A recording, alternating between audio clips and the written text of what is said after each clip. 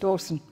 Well, thank you very much, Madam Speaker. Many reckless pieces of legislation were brought before this place under the Rudd-Gillard-Rudd Labor-Greens alliance, but perhaps none were more reckless, more damaging to Australian families than their Family Law Family Violence Amendment Bill 2011. That law redefined family violence to mean just about anything and encouraged vindictive parents to make fraudulent claims to remove other parents from families.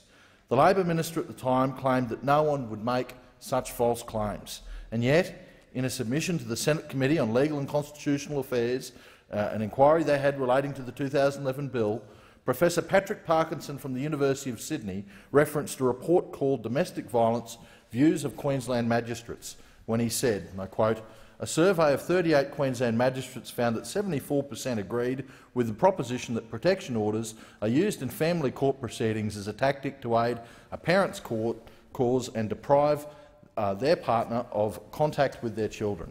Fast forward a year after the law came into effect, and we have this article from the Sydney Morning Herald on July 6, 2013.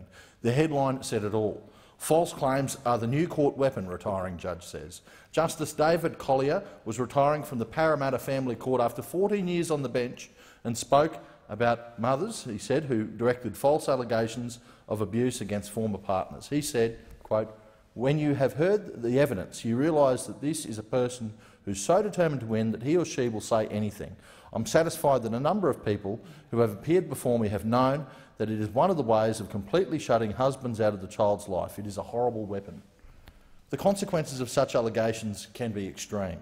A former colleague of mine and others in this place, the former member for Hume, Albie Schultz, spoke with some of the victims of family law who were treated most unfairly and, unable to see the light at the end of the tunnel, ended up taking their own lives. In his retirement speech, Albie had this to say: "In 2005 I produced a booklet based on 3 years of hard research about the Child Support Agency and its relentless, unjustifiable anti-male culture, which culminated in the suicide of a number of my young constituents.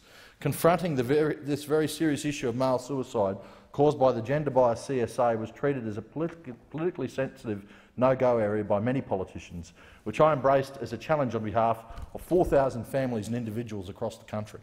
Like the member for Hume, I too have had my share of constituents who feel that they have reached the end of their tether.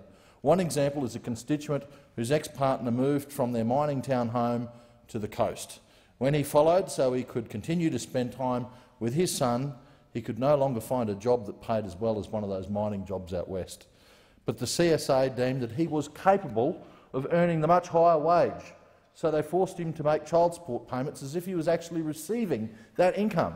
That situation was just not sustainable for him, so he had no choice but to move back out to the remote west, giving up access to his son so he could pay exorbitant amounts of money to keep his ex-partner in luxury on the coast. Now, the CSA, through its actions, denied this father his right to have meaningful access to his child, and through its actions denied the child its right to a meaningful relationship with its father. In another example, a Mackay man had court orders in place that specifically precluded his ex-partner from moving to another town. In breach of those court orders, his ex-partner moved to an undisclosed location in another town, depriving him of his right to see his children. To rub salt into that wound, his ex-partner then requested a change of assessment from the CSA because, in their view, the ex-partner was no longer looking after his children. Despite knowing that the ex-partner was in breach of court orders and that the father's care time had been reduced against his will, the CSA still increased the amount of child support he had to pay to his ex-partner. Now, family law and child support, it's a very messy area and there are no winners. But under the current system, some of the losers are needlessly being turned into massive losers, even to the extent of losing their children and their life. When constituents come to me with family law and child support issues, they almost end their story with the phrase, "How is that fair?" Well, it isn't fair.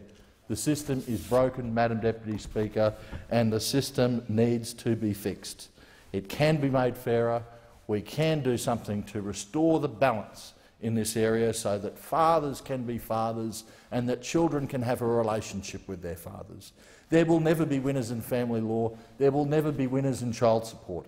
But at least the least that we can do in this place is to make it fair for all parties. The question is